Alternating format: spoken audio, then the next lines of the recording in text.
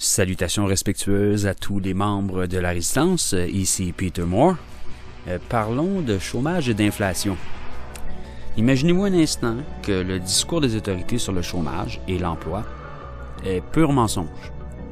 Suivez le raisonnement et vous jugerez par vous-même.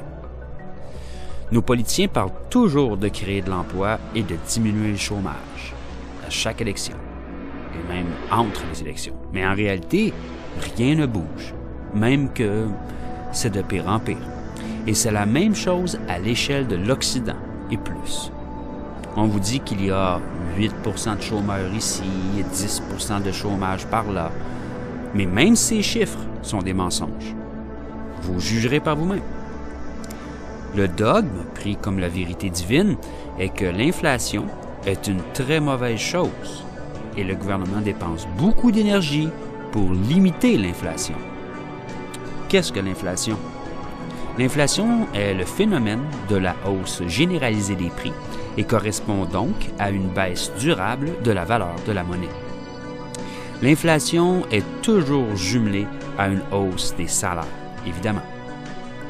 Ainsi, au Canada, on pouvait s'acheter une voiture neuve pour environ 2000 $ dans les années 70. Le salaire minimum était dans moins de 1 $ de l'heure. Au fur et à mesure que le prix des voitures a grimpé à 12 000 $ aujourd'hui, le salaire minimum a, lui, monté à 10 $ de l'heure. C'est ça, l'inflation. Ainsi, celui qui avait 2000 $ de caché dans un tiroir dans les années 70 n'arrive plus à s'acheter une voiture neuve aujourd'hui avec cette même somme. Mais pour celui qui avait une dette de 2000 $ en 1970, devait travailler longtemps pour la rembourser à l'époque, mais aujourd'hui, son salaire est 10 fois plus élevé et plus. Le remboursement est donc beaucoup plus facile. C'est ainsi que l'inflation est tout particulièrement mal pour les riches, avec des épargnes, mais très bonne pour le citoyen moyen qui est fortement endetté en 2014.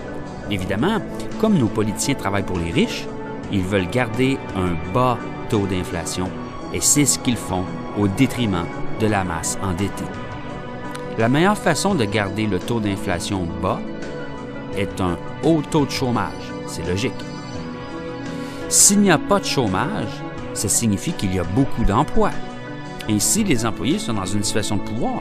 Ils peuvent dire à leur patron « Je veux une augmentation de salaire, sans quoi je quitte. Je vais me trouver un autre travail demain. Il y a du travail partout. » Or, si les salaires augmentent, le prix des biens produits augmente. Et ça, c'est de l'inflation, le fléau des riches. Ainsi, en gardant un haut taux de chômage, les travailleurs sont si contents d'avoir un job qu'ils acceptent de bas salaires et des mauvaises conditions. Ça garde les prix bas et les profits plus élevés. Mais un haut taux de chômage donne l'apparence d'une économie faible et instable. Comment récolter les bénéfices pour les riches sans affecter l'image de la nation et ainsi les investissements étrangers? En manipulant les chiffres.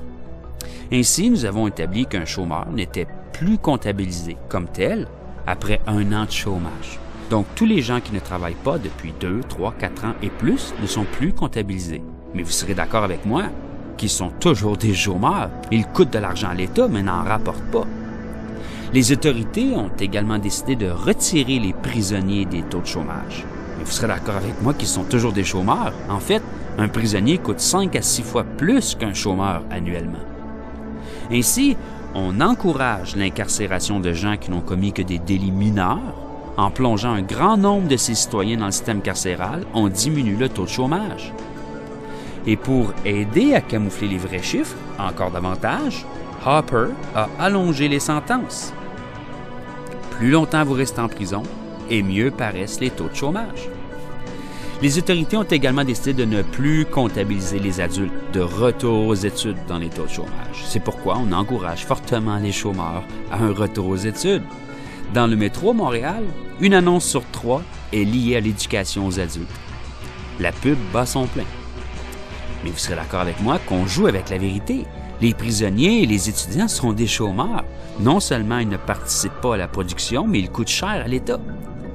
Au fur et à mesure que les véritables taux de chômage augmentent, Le gouvernement a de moins en moins de revenus et de plus en plus de dépenses. Ce n'est pas bon pour l'économie de la nation. Ce n'est pas bon pour les finances des ménages. Ce n'est pas bon pour les salaires et conditions de travail des employés, etc., etc. Mais c'est bon pour les employeurs et les riches. Alors, quand nos politiciens vous font la promesse, élection après élection, de la création d'emplois, vous devez savoir que ce n'est que pur mensonge. Leurs intentions résident beaucoup plus dans la création de chômage à la satisfaction des riches, ceux pour qui nos élus travaillent dans le fond. Et c'est également pour cette raison que la situation est de pire en pire.